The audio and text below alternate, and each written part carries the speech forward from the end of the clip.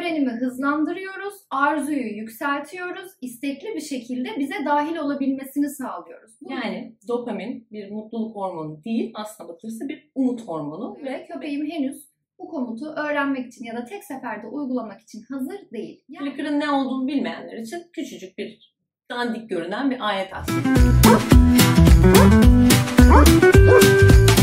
Merhabalar, köpeksel meselelere hoş geldiniz. Bu programda her hafta köpekler hakkında doğru bilinen yanlışları, bilimsel altyapılı bilgileri ve kendi deneyimlerimizi konuşuyor olacağız. Ben Nilay. Ben de Ece. Burada amacımız doğruları konuşmak, farklı fikir ayrılıklarını göstermek. Bizi bir çeşit cehaletle mücadele ekibi gibi düşünebilirsiniz. En azından köpeksel meselelerde.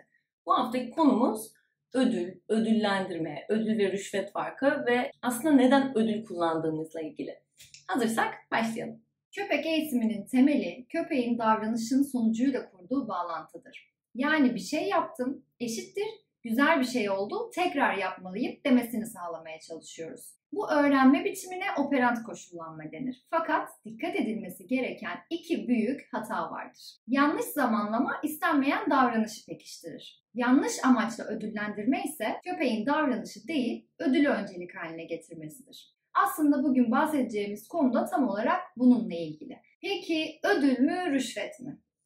Şimdi eğer bir köpeğe davranıştan önce mamayı gösterip ya da ödül her neyse onu gösterip komut verirseniz bu tabii ki rüşvete girer. Köpek o anda ve bir süre sonra mama varsa yaparım, mama yoksa ben niye uğraşayım demeye başlar. Ama köpek bir davranışı yaptıktan sonra ödül gelirse işte o zaman o ödül gerçek ödül değerini taşır. Çünkü beyin doğru şeyi yaptım mesajını o anlarda kaydetmeye başlar. Burada da aslında bir duyusal farktan bahsediyoruz. Yani öğretme şeklinizle ilgili bir durumdur. Burada bahsettiğimiz fark bir ödülü göstermek ve koklatmak arasındaki ince görünen aslında çok önemli bir fark. Yani mamayı gösterirseniz ve ödüllendirmeyi bu şekilde yapmaya çalışıyorsanız mama motivasyon kaynağı olur. Ama eğer göstermeden koklatırsanız bir şeyin geleceğinin sinyalini vermeye başlarsınız. Yani duyularını ve güdülerini kullanıyoruz diyebiliriz. Evet ve motivasyon kaynağı aslına bakılırsa o kokuyla ve sizinle bağdaşmaya başlar. Mamayla bağdaşmaya başlamaz. Zaten yapılan en büyük hata da mamayla bağdaşması. Bunun sebebi de aslında koku ve koklamak köpekler için tek başına bir motivasyon kaynağıdır. Yani başlı başına koklamak bir ödüldür. O yüzden göstermek yerine her zaman koklatmayı seçmemiz gerekiyor. Motivasyon kaynağının sizden gelmesi ve bir beklentiyle birleşmesi gerekiyor. Gösterdiğinizde bu rüşvet olursa zaman içerisinde ödül olmadan köpeğim hiçbir komutuma uymuyor. Ödül olmadan gelmiyor. Ödülleri bir türlü azaltamıyorum gibi yorumlarla karşı karşıya kalmaya başlıyoruz. O yüzden buradaki ince farkı hiçbir zaman unutmamak gerekiyor. Yani göstermek ve koklatmak. Duyuları kullanacağız ama göstererek öğretmek çok hızlı başlar ama çabuk söner ve uzun vadeli hafızaya genellikle atmazlar. Ama koklatarak öğretmek daha yavaş başlasa bile luring dediğimiz teknikle hareketlerini de kullanarak ve vücut diliyle de birleştirerek daha kalıcı bir öğrenime yol açar. Göstererek öğretmek dışsal motivasyondur. Koklatarak öğretmek aslında onun içgüdülerini kullandığınız içten gelen bir motivasyondur diye özetleyebiliriz. Sadece göstermek ve koklatmak yani ödül ve rüşvet farkı değil burada önemli olan şey. Ödülün zamanlaması ve değerleri de aslına bakılırsa çok önemli. Çeşitleri de aynı şekilde çok önemli. Birbirinden farklı çalışan sistem var ve her köpek aynı sistemde çalışmak istemeyebiliyor. Biraz da buraya değinelim. Eğitime başlarken bir köpekte motivasyon nedir? Önce bunu öğrenmemiz gerekir. Her köpeğin motivasyon kaynağı farklıdır. Tabii ki de başlamamız gereken tek tip bir motivasyon var. Yani öğrenimi hızlandırmak ve kalıcılaştırmak için. Fakat her köpekte çalışmayacaktır. Bu yüzden her köpeğin farklı olduğunu ve her sistemin ona uygun olmadığını söylemeye çalışıyoruz. Ödüllendirmenin çeşitlerinden biraz bahsedecek olursak eğer hepimizin bildiği yiyecek. Yiyecekleriyle ödüllendirmek. Oyunla ya da oyuncakla ödüllendirme ve az değinilen çevresel ödüllendirme ve bir tanesi de sosyal ödüllendirme.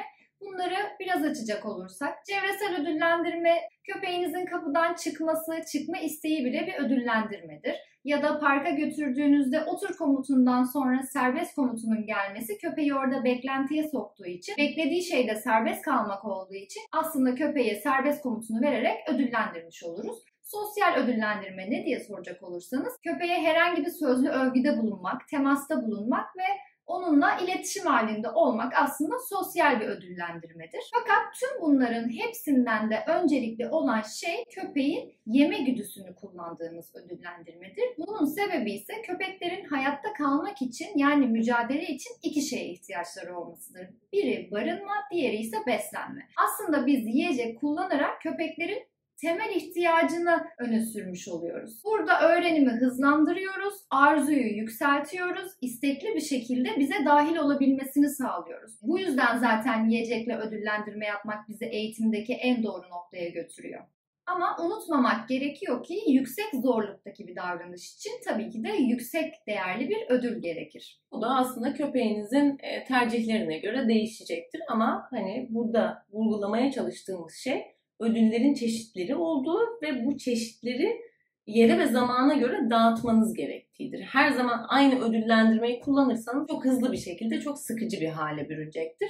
Ve Nina'nın dediği gibi zorluk seviyesine göre de bu ödül çeşitlerini ya hepsini birleştirebilirsiniz, seçebilirsiniz ama ödül çeşitleri içinde de çeşitler olduğunu da bu arada unutmayın. Her oyuncak aynı değildir, her yiyecek de aynı değildir. Bu da buraya böyle küçük bir not olarak kalsın. Tabii ki ödül çeşitleriyle de olay bitmiyor sonuç olarak. Çeşitlilikten de daha kritik diyebileceğimiz bir noktaya geliyoruz. Bu da herkesin bildiği veya bildiğini umduğumuz zamanlama. Zamanlama aslında köpeğin hangi davranışının doğru olduğunu anlaması için aradaki köprüdür. İşte burada da devreye clicker veya marker word, marker kelimesi dediğimiz bir kelime girer. Clicker'ın ne olduğunu bilmeyenler için küçücük bir dandik görünen bir alet aslında. Bir çeşit klik sesi çıkartıyor. Ama bu herhangi bir sesten daha farklı olduğu için bu aparatı kullanıyoruz. Eğer elinizde o yoksa da bir kelime seçiyoruz. Bunu insanlar çoğu zaman aferinle karıştırıyor ya da bravo ile karıştırıyor. Fakat sürekli duyduğu bir şeyin dışında olması gerekiyor. Clicker'ın aslında amacı da bu. Yani biz genellikle yes ama yes gibi kullandığımız marker kelimeler oluyor. Çünkü tonlaması normalde köpeklerin duyduğu şeylerden farklı. Şimdi bunu neden kullanıyoruz? Aslında gene bu ödüllendirme sisteminin kalbine geliyor diyebiliriz. Clicker'ın amacı ya da marker kelimesinin amacı tam o saniyede, hatta salisede doğru şeyi yaptığının sinyalini vermek köpeklere. O sesi otur çalışıyorsanız popo yere değdiği anda kliklemeniz gerekiyor ve buradaki kritik nokta işte o zamanlamayı doğru anda mark etmek, yani işaretlemek. O ses duyulduğu zaman da en önemli kurallardan bir tanesi burada. O ses çıktıysa ödül vermek zorundasınız. Çünkü onun amacı ben sana bir ödül borçlandım. Bunu diyoruz aslında köpeklere. O ödül elimde değil ama birazdan o ödül sana gelecek. Şimdi burada olan şey de gene fizyolojiye birazcık gidiyor. Beklenti dopamin salgılatıyor. Dopamin salgılanmasıyla da zaten öğrenme hızlanıyor ve uzun vadeli hafızaya atma başlanıyor. O beklenti zaten köpeklere öğreten şey ama o zamanlamayı ve beklentiyi de clicker ya da bir marker kelimesiyle işaretliyoruz. Köpek artık mama ne zaman gelir değil, o ses ne zaman gelir beklemeye başlıyor. Bu da sizi o sadece mama gösterince yapıyor da en hızlı uzaklaştıracak yöntemlerden bir tanesi. Yani dopamin bir mutluluk hormonu değil, aslına bakılırsa bir umut hormonu ve bu beklentiyle harekete geçtiği için bunu clicker'la ve genel ödüllendirme sistemleriyle birleştirdiğinizde çok daha hızlı bir şekilde başarıya ulaşırsınız. Bu sistemleri uygularken tabii hepimizde bir işte köpeğim ne zaman öğrenecek, köpeğime bunu yapıyorum ama doğru mu yapıyorum gibi kafa karışıklıkları oluyor haliyle. Köpek sahipleri bu konuda çok sabırsız. Çünkü istiyoruz ki hemen köpek öğrensin, öğrettiğimiz komutları uygulayabilsin, bir sonraki aşamaya hemen geçebilelim. Köpeğe bir şey öğretirken bunu hep söylüyoruz ama tekrar söyleyelim. Bir komutu bitirmeden, öğrendiğinden emin olmadan başka bir komuta geçmeniz köpekte onu kalıcı hale getirmeyecek. Yeni öğreneceği şeyde de zaten başarısız olmasını sağlayacak. O yüzden bir şey öğretiyorsak mutlaka bir komutu bitirdiğimizden, o iyice öğrendiğinden emin olmamız gerekiyor. Köpeğiniz eğer ki bu komutu zaten öğrenmemişse, otur dediğiniz zaman oturmuyorsa, başka şeylerle ilgileniyorsa, üzerinize atlıyorsa, farklı şeyler yapıyorsa, bu demek oluyor ki köpeğim henüz bu komutu öğrenmek için ya da tek seferde uygulamak için hazır değil. Yani başka ortamlarda henüz bu komutu uygulamıyoruz. Köpeklerde öğrenim dengesinden biraz bahsedelim. Herkesin kafasında şu soru işaretinin olduğunu çok iyi biliyoruz. Ödül ne zaman kesilecek? Hayatımızda hep bir ödül olacak mı? Evet, olacak.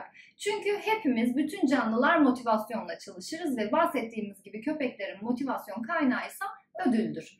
Çünkü demiştik ki hayatta kalma mücadelesi beslenmeden geçiyor. Köpeğinize bir şey öğretirken mutlaka sizin motivasyonunuz ve verdiğiniz yiyecekse eğer o yiyeceğin, kaynağın değeri çok yüksek olmalı. İlk başlarda mutlaka her doğru davranışta köpeğinizi ödüllendirmeniz şart. Eğer ki zaten doğru davranışı yaptığında ödüllendirmezseniz aslında bunu kaçırmış oluyorsunuz. En güzel ödüllendirme de bu arada doğal bir davranışı köpek doğal bir şekilde yaparken ödüllendirmeye başlamak. O yüzden de bu marker kelimesi çok işe yarıyor. Evin içinde zaten size doğru gelmeye başladıysa o anda gel derseniz ve geldiği anda yes diye işaretlerseniz ve sonra bir ödül verirseniz ona en güzel ve en hızlı öğrenmede özellikle yavrularda bu şekilde olur. İlk başlarda ödülü sık tutmanız gerektiğinden bahsettik. Bu ne zaman azalmalı? Eğer ki stabil ortamında yani ev ortamında başladıysak ve burada köpek davranışı gerçekten yapmaya başladıysa artık sosyal çevrede de bunları tekrar edebiliriz. Bunları tekrar ederken evdeki ödülümüz her neyse dışarı çıktığımızda bunu değiştirebilir ya da daha yüksek motivasyon kaynağı sağlamak için yüksek ödüller tercih edebiliriz. Köpeğimizle dışarı çıktığımızda verdiğimiz komutu ya da uygulaması gereken davranışı, doğru davranışı yine her seferinde ödüllendirmeliyiz. Bu ne zaman azalacak? Eğer aynı komuttan 5 kez tekrar etmişsek bu 3'e düşmeli, 2'ye düşmeli, 1'e düşmeli fakat her seferinde, her çıktığında dışarıya köpek yine ödül almalı. Buradaki denge aslında şöyle sağlanıyor. Köpeğe ödülü verdiğimizde ve ödülü yavaş yavaş azalttığımızda işte 5 kez otur yaptık, 3 kez ödüllendirdik ama 2 ödül mutlaka bizden sosyal ödül olmalı. Bir sözlü pekiştirme, bir temas olabilir, köpeğe ilgi ve alakamız olabilir. Bunu da eksik etmemeliyiz. Zaten bu davranışı kalıplaştırabilmemiz için kendimizle bağdaştırmamız gerekiyor. O yüzden ödülü ve motivasyon olan bizi bağdaştırabilmek için hem köpeğin ödülünü verip hem de bizden gelen ödülü köpeğe sağlamalıyız. Yani sahibine olan motivasyonunu kazanmasını sağlayarak aslında ödülleri birleştirmiş oluruz. Fakat ödül yine de hiçbir zaman hayatımızdan çıkmaz. Bu bahsettiğimiz şey aslında değişken ödül. Yani sürekli bir tane de değil orada vereceğiniz. 5 kere bir komutu yaptırıyorsanız 3 tanesinde ödüllendirme yapacaksınız. Diyelim ki 2 tanesinde sosyal ödüllendirme yapılacak. O 3 ödüllendirme, mama ödüllendirmesi veya oyun ödüllendirmesi yaparken de bu arada orada da değişken kullanmak çok önemli oluyor. Yani ilk seferinde 2 tane verirken ikinci seferinde 1 tane, üçüncü seferinde 5 tane verebilirsiniz gibi düşünmeniz önemli. Çünkü bu sayede de köpek o beklenti içerisinde kalmaya devam ediyor. Şimdi 1 tane geldi. Şimdi 3 tane geldi. Ne gelecek acaba? Şimdi sevdi. Şimdi daha da fazla geldi. Sürekli o beklenti içinde kalma modu zaten bizim o bahsettiğimiz o kumar ve sosyal medyada yaşadığımız şey de bu. Bir kere açıyorsunuz Instagram, diyelim ki 3 tane post beğeniyorsunuz. Sonra açtığınızda 1 tane, sonra açtığınızda diyorsunuz ki burada hiçbir şey yok. Ama gene de geri gitmeye devam ediyorsunuz. Çünkü her açtığınızda mutlaka hoşunuza giden bir şeyle karşılaşıyorsunuz. Aynı mantığı köpek eğitimine taşıdığınızda zaten başarılı olmamanız imkansız gibi bir şey. Toparlayacak olursak mama ve rüşvet arasında genellikle duysal bir fark vardır. Yani göstererek yeni bir şey öğretmek yerine avucunuz içinde tutun ve koklatın. Daha da iyisi bir tane bel çantası alın. Onu sağ ya da solunuz yerine hatta arkanıza koyun. Ve bir clicker ya da marker kelimesi kullanmaya başlayın. Ürünlerin çeşitleri olduğunu unutmayın. Ve bu çeşitleri kullanırken de tabii ki de köpeğinizle her zaman mama güdüsüyle ödüllendirme yapmayacaksınız. Ama önceliğimiz mama ve mamayla oturttuktan sonrasında eğer ki topsa ya da başka frisbee olabilir, diğer oyuncaklara ilgisi olabilir. Bunlar köpeğinizin stabil pozisyonunu bozacaktır. O yüzden önce mamayla sabitliyoruz. Daha sonra başka oyuncaklar ya da başka güdülerini kullanarak eğitim planı hedefliyoruz. İzlediğiniz için teşekkür ederiz. Lütfen like etmeyi unutmayın. Comment bırakabilirsiniz ve abone olmayı da unutmayın lütfen. Haftaya görüşmek üzere. Hoşçakalın.